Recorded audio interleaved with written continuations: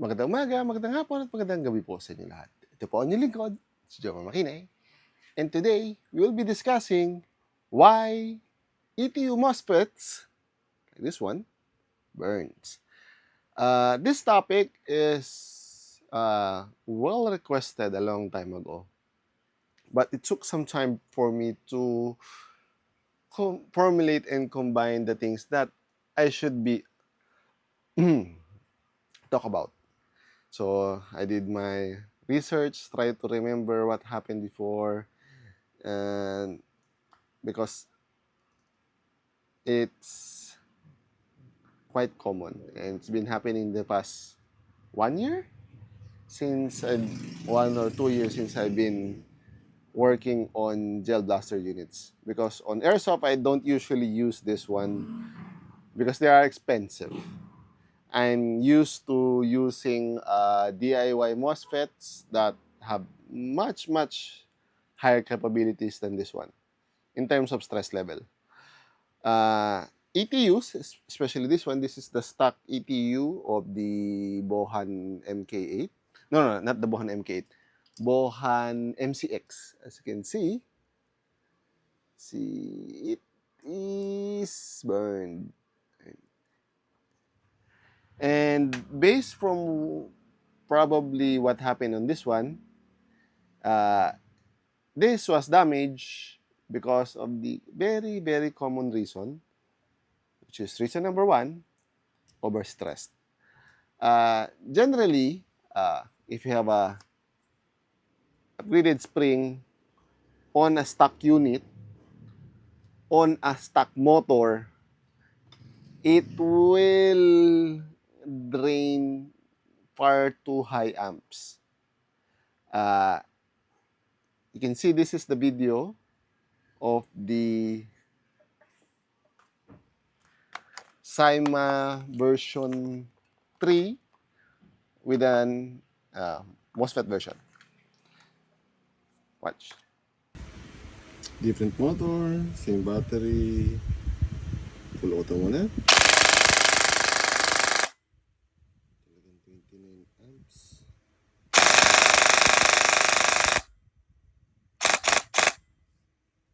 And then let's try semi.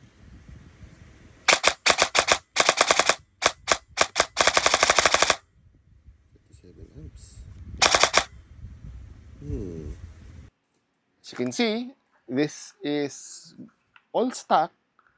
Was all stock. This is now upgraded, going up to 20 plus amps.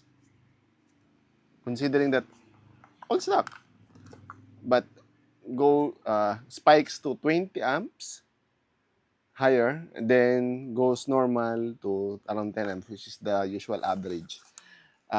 Depending on the motor and the spring and the combination gear ratio, it could be higher and lower.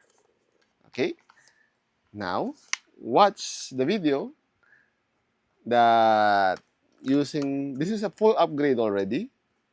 100 not 100, I mean SS 300 by 100 or ratio, or the STU gear set for us old techies, with an M100 spring. M100, not M95, not N110, M100. This is now 300 plus to 330 FPS. But you can see the video. Watch here. SIMA M4, old stock, ZOP power, and then let's try full auto.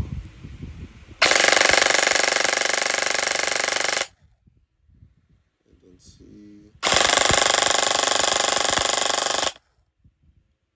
31 amps starting, and then 7 amps continues. Ano ba to? Let's try semi and drivers binary.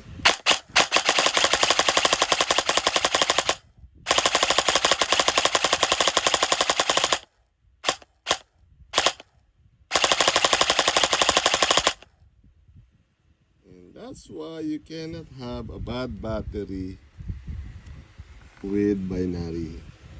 It will kill your battery. As you can see, this M100 spring, high torque gears, high torque motor, and it's doing up to 30 amps spikes, then normalizes at 10 amps. So 10 amps is normal for the normal units, stock unit, but the spikes, that is usually what kills the MOSFET.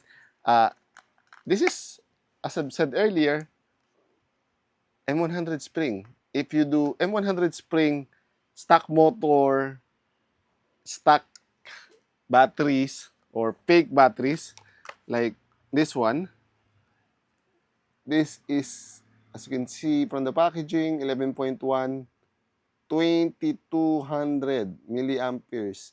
See, 2000 milliamperes. This is a real 11.1, 2200 milliamperes. This is not equal to this. You can see the size differences. Eh? This you cannot fit in here. And this is cheaper than this one. So this is fake. So don't expect much. And if you have if this didn't have the upgraded parts, I do not want to try it because when it was not upgraded, I might burn the MOSFET, the stock MOSFET. So I did not risk it. And you can imagine the spikes that it can happen. If this is on an upgraded full high torque setup and you can get 30 amps spikes, expect on the stock gear ratio, stock motor, or some people are even doing stock gears. Stock motor, high speed gears. The 1:13 gear ratio, so it has lesser torque, more speed. The spikes will be much higher than 30 amps, and that kills the MOSFET. I know, far too many example. This burned one has M90, M100 spring, stock motor, stock gears, upgraded motor, upgraded spring. So this burned. And actually it killed the battery at the same time. Because on to reason number 2 is the bad battery.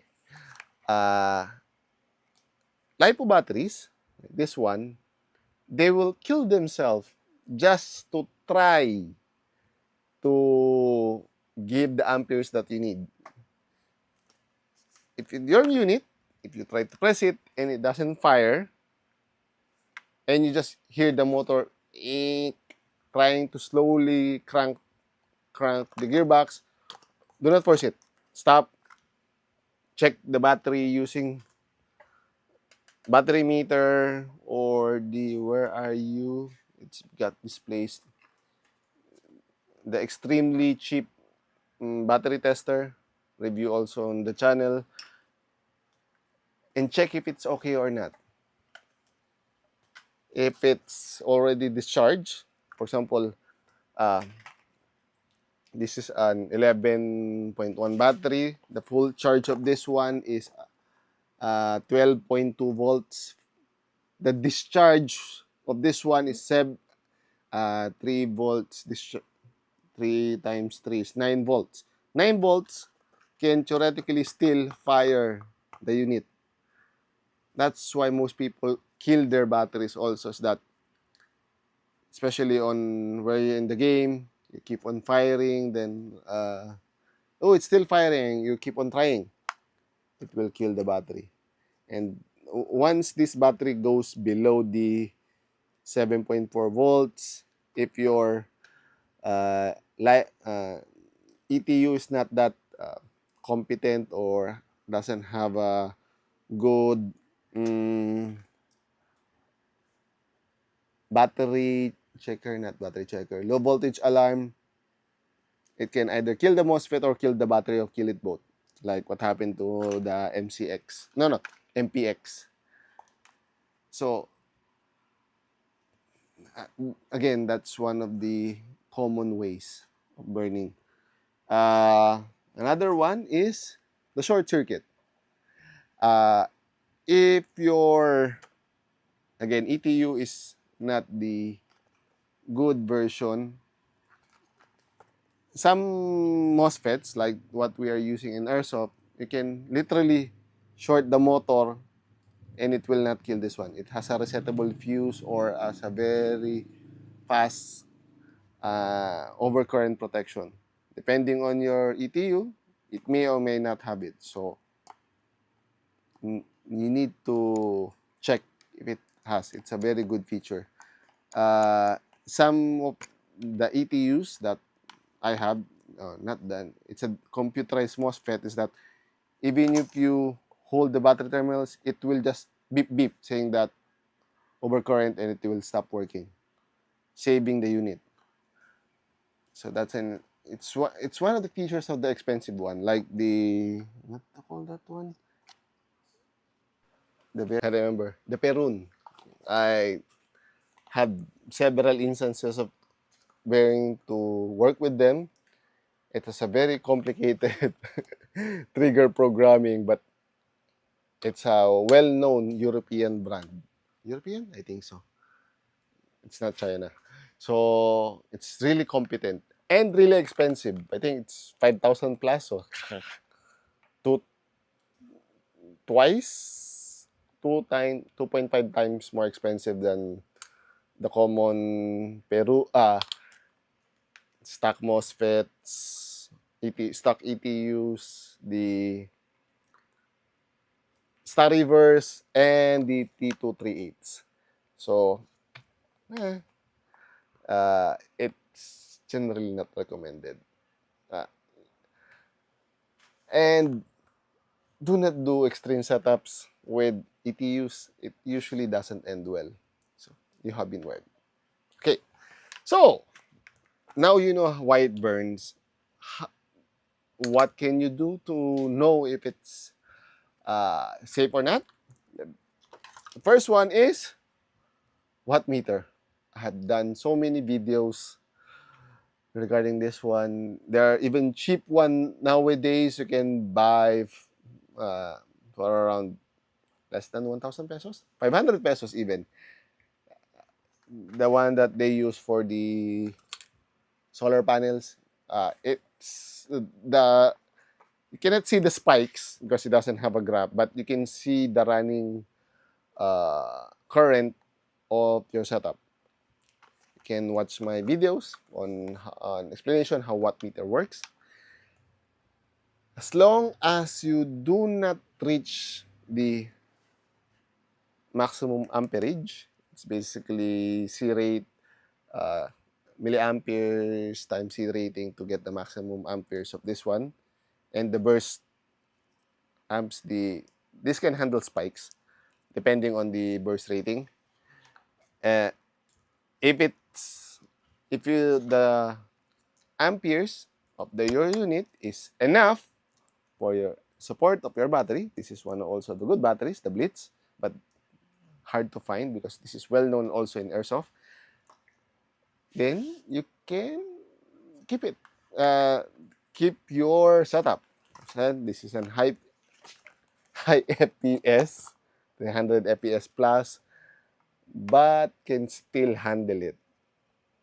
Not the continuous semi. It depending on the battery, it might kill the unit, so it's not recommended even on this one.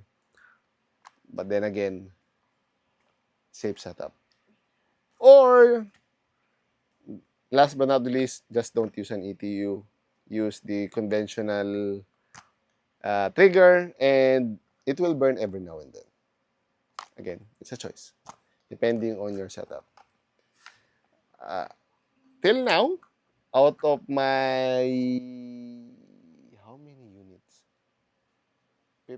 No, I think that I have only 10 units that has ETUs. I haven't burned one. Even now. Knock on wood. Wood. Because I take care of my units.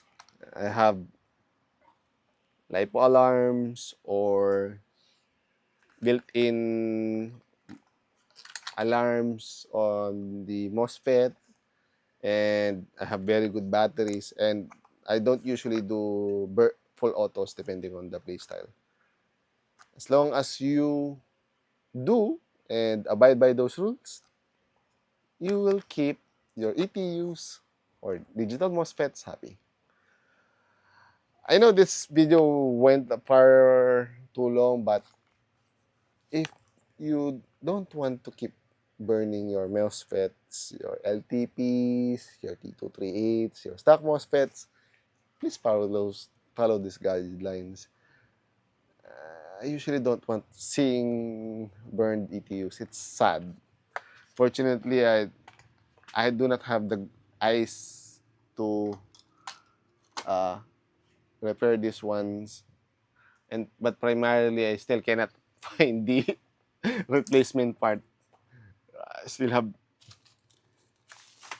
so many to repair. Sorry, you know who you are. Several ETUs here. Anywho, if you have any comments, suggestions, violent reactions, do not hesitate to put it down in the comment section down below. I'll answer it as soon as possible. Hanggang sa muli, paalam! Ching!